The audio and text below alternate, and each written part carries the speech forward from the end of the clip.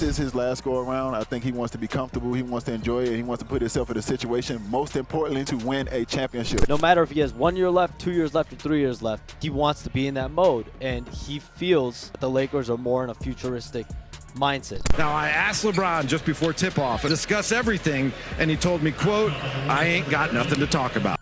Things have gotten so bizarre with the LeBron James situation that it's starting to defy logic.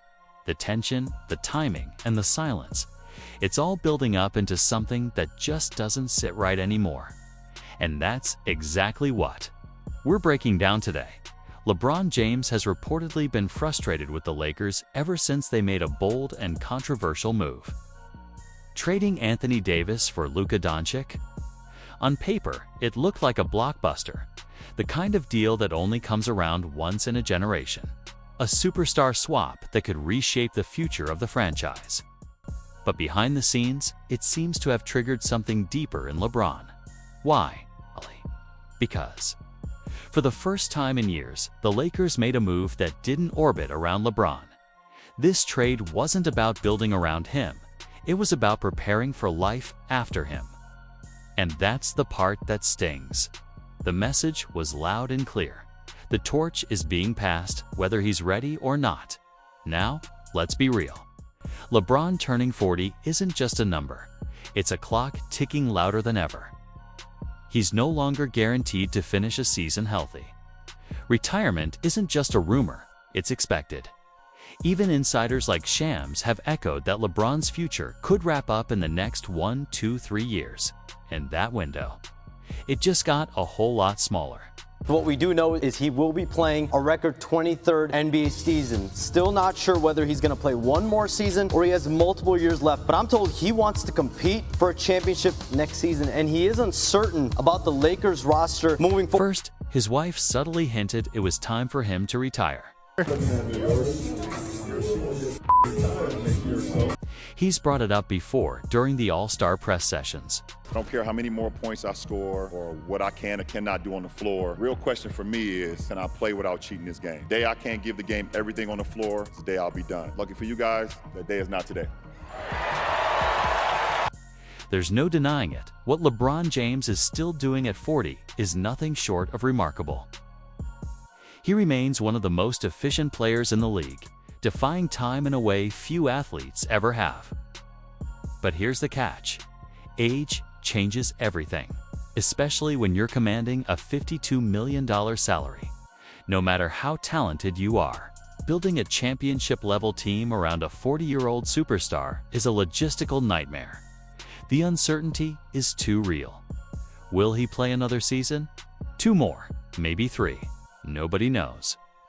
And for front offices trying to plan ahead, that kind of unpredictability is a major roadblock. This entire situation draws an eerie parallel to the final chapters of Tom Brady's legendary NFL run. Even though Brady was still playing elite football. In his mid-30s, the Patriots drafted Jimmy Garoppolo, and before that, Ryan Mallett. It was clear the franchise had begun preparing for life after Brady.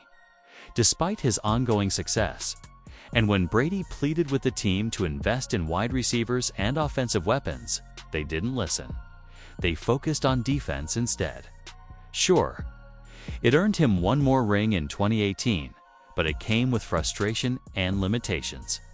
That's why he left for Tampa Bay, where he had a stacked offense, and immediately won another Super Bowl. LeBron likely wants the same late career push. A final run with everything tailored to win now. But building that kind of team around someone who might retire any moment. That's where reality kicks in, and to make it murkier. Insider reports, especially from voices like Shams, have been inconsistent, leaving everyone guessing. That uncertainty is what's making this entire chapter feel more unstable than ever. Do you think that that means that he could end his career in LA or elsewhere? Definitely possibly end it elsewhere. If this is his last go around, I think he wants to be comfortable. He wants to enjoy it. He wants to put himself in a situation, most importantly, to win a championship. That was the big thing for him this summer, looking at what moves they were going to make. If he can put himself in that situation in another organization, I think he will explore that. This isn't the first time LeBron James has sent a message to the Lakers, and it likely won't be the last. But what makes it so interesting is the difference between what he said last year and what he actually did this year. Just 1 year ago, LeBron publicly stated he'd be open to taking a pay cut to give the Lakers flexibility in free agency, specifically so they could use their full mid-level exception. But fast forward to now, and instead of opting out, he locked himself into a $52.6 million player option. Had he taken around $15 million less, the Lakers would have had the full exception available again. What's more confusing, he's also criticizing the team for not building around him, all while distancing himself from key moves like shading the front office for the Anthony Davis trade. And when the Lakers signed DeAndre Ayton, even he admitted LeBron never even reached out. The mixed signals are loud and fans are noticing. Hey, DeAndre, have you spoken to LeBron? Have you spoken to Luka? Not really yet, but I've definitely got a text from Luka. I know how the offseason goes. This is not my first rodeo. People are probably busy and, training and having times with their families, but I'm just waiting. I'm just really integrate myself with the team and get to know everybody. A scathing report revealed that LeBron James wasn't given any real warning about the Luka Doncic trade, a move that sent his championship partner packing without so much as a heads up. For a player used to having a say in big roster moves, this felt like a betrayal, though LeBron publicly played it cool, even praising Luka as his favorite player. The truth came out after elimination when he dropped a cryptic bombshell that said it all without saying much. No comment. I never say that because my guy AD said what he needed, and then he was gone the following week. So I got no comment. I put that uniform on every night. I gave everything I had, and that's all that matters. By late June, LeBron James was at a crossroads: either opt out and hit free agency, or opt in and secure his $52.6 million for next season. He chose the money. But here's the twist. That didn't necessarily mean he chose the Lakers. If he truly wanted out, he could have walked free to sign with any team willing to take him. But instead, he opted in, locking down the bag while still leaving the door wide open. Why? Because he reportedly wants the Lakers to trade that $52.6 million contract. A nearly impossible task for any front office. And here's where it gets even more interesting. Multiple teams are quietly showing interest. LeBron's camp knows it. The league knows it. The message is clear. He's tired of the Lakers prioritizing the future while he's trying to win now. The clock is ticking, and LeBron doesn't want to wait anymore. He wants to play for a championship next season. He's made that abundantly clear. The agent, Rich Paul, told me that very directly. Like, no matter if he has 1 year left, 2 years left, or 3 years left, he wants to be in that mode. And he feels that the Lakers are more in a futuristic mindset. Let's take a step back and really think about what's going on here, because this LeBron James situation is turning into one of the most complex, layered, and emotionally charged dramas the NBA has seen in years.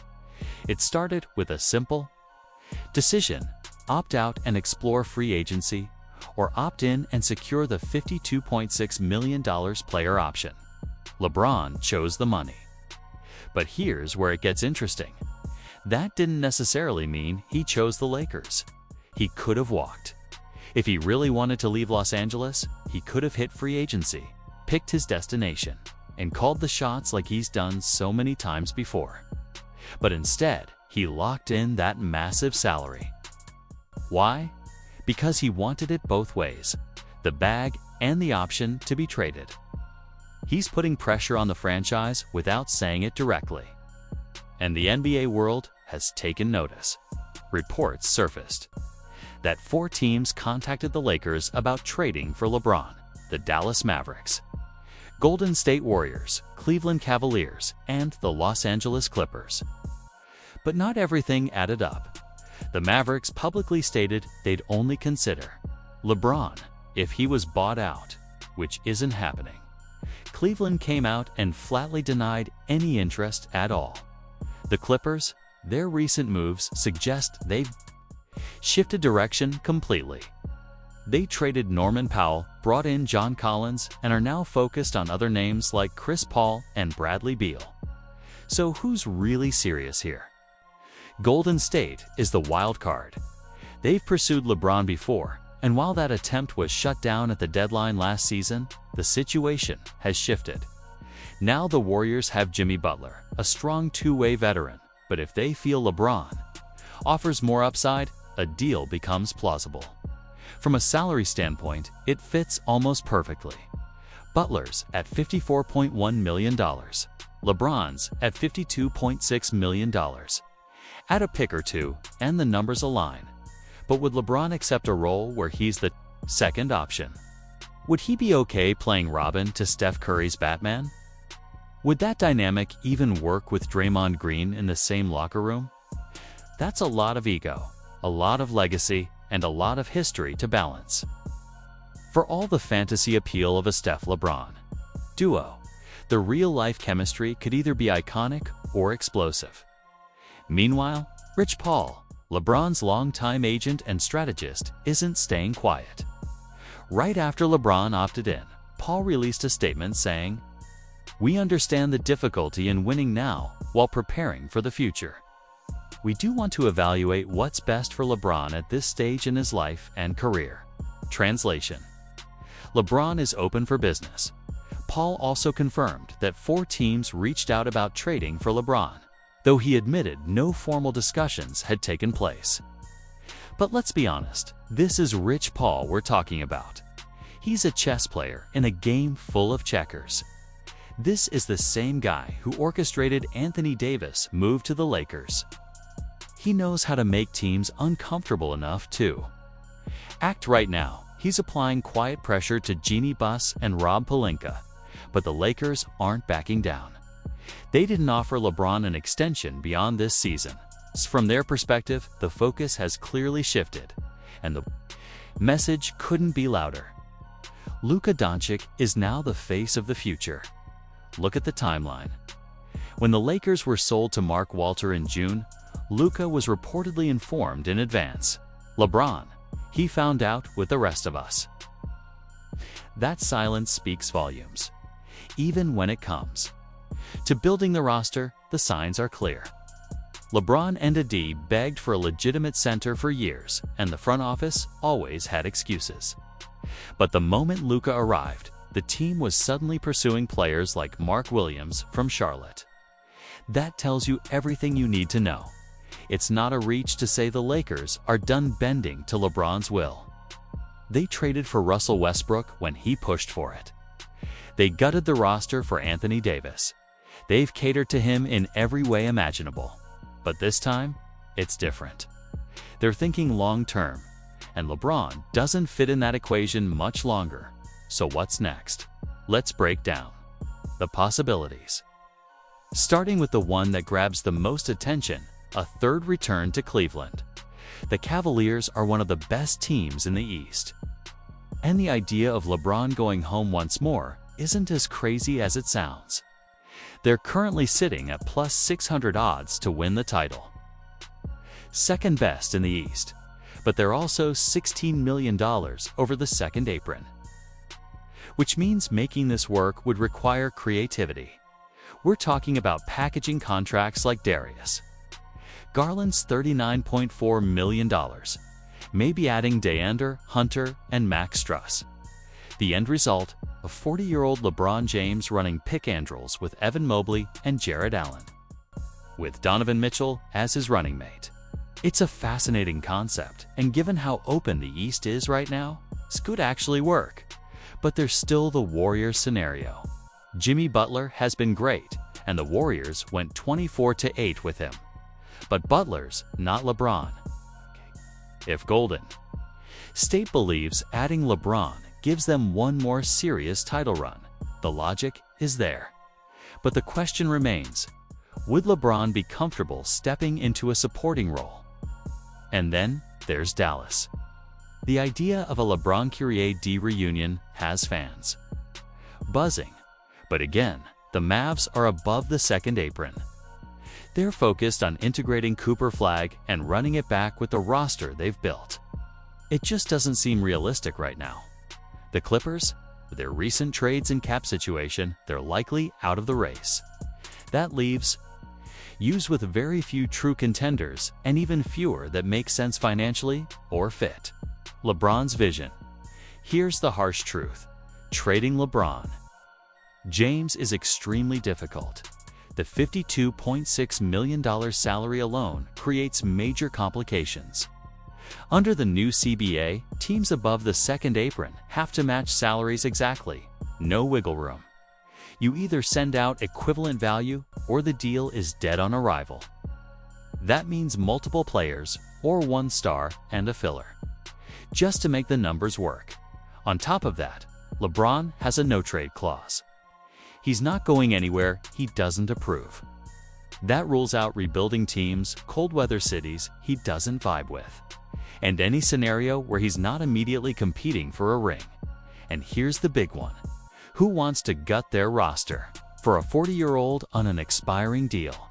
Sure, he's LeBron, but he's also human. He suffered an MCL sprain during the playoffs. He's still producing, but the days of being invincible are clearly behind him. But don't count him out. Rich Paul has turned player empowerment into a science. When he says LeBron's camp is evaluating options, it's not just PR, it's a strategic warning. This is the same power duo that orchestrated LeBron's return to Cleveland in 2014, the same move that had him leave Miami at the perfect time, just as Wade and Bosh were declining. And it's the same group that pulled off the ad trade in 2019. They know how to wait, how to watch, how to push the right buttons at the right moment. Right now, 4 teams have already checked in. And if the Lakers stumble early in the season, if the Luka LeBron experiment shows even a single crack, those casual conversations could turn into real talks. All it takes is one injury, one losing streak, or one locker room blow --.